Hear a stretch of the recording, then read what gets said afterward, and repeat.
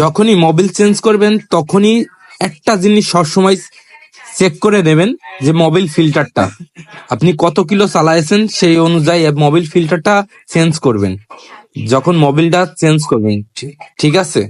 তবে একটা জিনিস কি, এই যে মোবিল ফিল্টারটা একটা মোবিল চেঞ্জ করার পর পর আপনি মোবিল ফিল্টারটা চেঞ্জ করলে সবচেয়ে ভালো হবে আপনার দিক থেকে।